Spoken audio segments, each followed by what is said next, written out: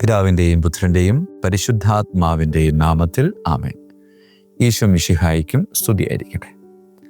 പ്രിയമുള്ളവരെ, ഇന്ന് ഫ്രാൻസിലെ തന്നെ അറിയപ്പെടുന്ന മറ്റൊരു തീർത്ഥാടന കേന്ദ്രമായ ലൗസിലെ പരിശുദ്ധ അമ്മയെപ്പറ്റിയാണ് നാം ഇന്ന് ചിന്തിക്കുന്നത്. 1664 ഈ പരിശുദ്ധ അമ്മ ലൗസിലെ ബെനോയിത്ത് എന്ന് പറയുന്ന ഒരു ഇടയ ബാലികയുടെ മുമ്പിൽ പ്രത്യക്ഷപ്പെട്ടത്.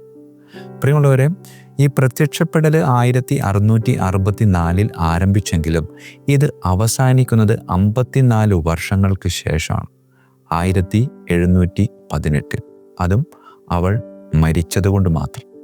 അതെ, 17 വയസ്സ് മുതൽ ഒരു പെൺകുട്ടിയുടെ മരണം വരെ പരിശുദ്ധ അമ്മ അവളെ വിടാതെ പിന്തുടർന്നുകൊണ്ടേയിരുന്നു.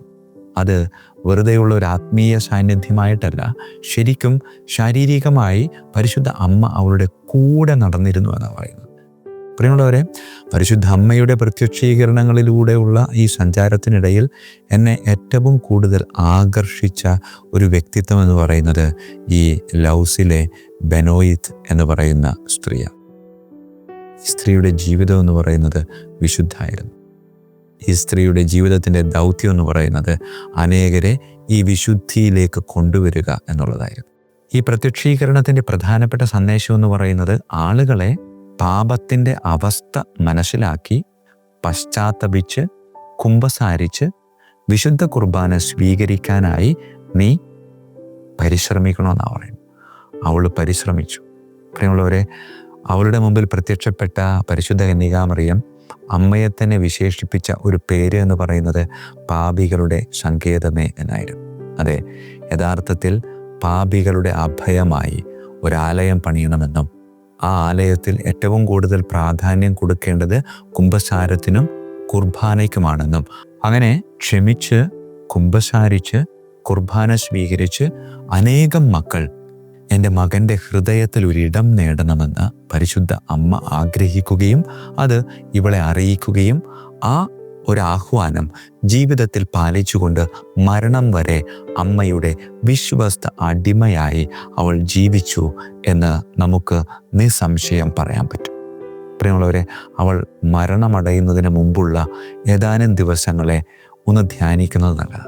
1718 അവൾക്ക് 71 വയസ്സ് പ്രായമുള്ളപ്പോൾ 1718 ക്രിസ്മസ് ദിനം അവൾ ദിവ്യകാരുണ്യം സ്വീകരിച്ചു. പിന്നീട് ഡിസംബർ 28 കുഞ്ഞു പൈതങ്ങളുടെ അന്ന് ആത്മാവിനാവശ്യമായ അന്ത്യകൂദാശകളൊക്കെ സ്വീകരിച്ച് രാത്രി 8 മണിയോടെ കർത്താവിൽ നിദ്ര പ്രാപിച്ചു. നിദ്ര പ്രാപിക്കുന്നതിന് മുമ്പ് അവിടെയുള്ളവരോട് അവൾ യാത്ര പറഞ്ഞു. മേശപ്പുറത്ത് വെച്ചിരുന്ന വിശുദ്ധ കുരിശിൻ്റെ തിരുസ്വരൂപമെടുത്ത് ചുംബിച്ചു. എന്നിട്ട് ശാന്തമായി കർത്താവിൻ്റെ പക്കലേക്ക് യാത്രയായി. പ്രിയമുള്ളവരെ, കൊതി തോന്നിപ്പിക്കുന്ന ഒരു ജീവിതവും കൊതി തോന്നിപ്പിക്കുന്ന ഒരു മരണവും. ഈ ബെനോയിത്ത് എന്ന സ്ത്രീ ഇത്രമാത്രം വിശുദ്ധിയോടെ ജീവിക്കാനുള്ള കാരണമെന്ന് പറയുന്നത് പരിശുദ്ധ അമ്മയുടെ സാന്നിധ്യം അവൾ തിരിച്ചറിഞ്ഞ സാന്നിധ്യത്തെ പിന്നീട് ഒരിക്കലും അവൾ വിട്ടുകളഞ്ഞില്ല. അതുകൊണ്ട് തന്നെ മരണം വരെ ബെനോയിത്ത് എന്ന പെൺകുട്ടിയുടെ കൂടെ പരിശുദ്ധ കന്യകാമറിയം അവളുടെ യഥാർത്ഥത്തിലുള്ള ശാരീരികമായ ഒരമ്മയായി, അവളുടെ യഥാർത്ഥ അമ്മയായി അവളുടെ കൂടെ ജീവിച്ചു. പ്രിയമുള്ളവരെ, ഈ അമ്മ നമ്മോട് പങ്കുവയ്ക്കുന്ന കാര്യം ഇത്രമാത്രം.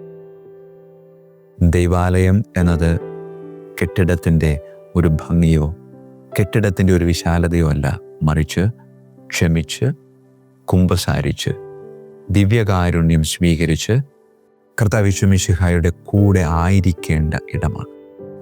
ആ ഇടത്തിലേക്ക് ചെന്നെത്താനാണ് അമ്മ ഈ മകളോട് ആവശ്യപ്പെട്ടത്. അത് തന്നെയാണ് ഈ അമ്മയെപ്പറ്റി ചിന്തിക്കുമ്പോൾ നമ്മളോട് അമ്മ ആഹ്വാനം ചെയ്യുന്നത്. പ്രാർത്ഥിക്കാം. കരങ്ങൾ കൂപ്പാം, കണ്ണുകളടക്കാം.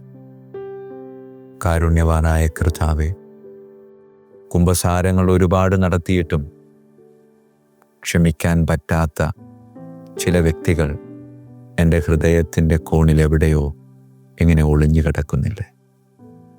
അത് ഒളിഞ്ഞു കിടക്കുന്നതല്ല, മറിച്ച് അത് തെളിഞ്ഞു തന്നെയാണ് കിടക്കുന്നത്. ഒരുപാട് പേരോട് പൂർണ്ണമായും ക്ഷമിക്കാൻ പറ്റാതെ ഉള്ളിൽ കൊണ്ട് നടക്കുന്നില്ലേ?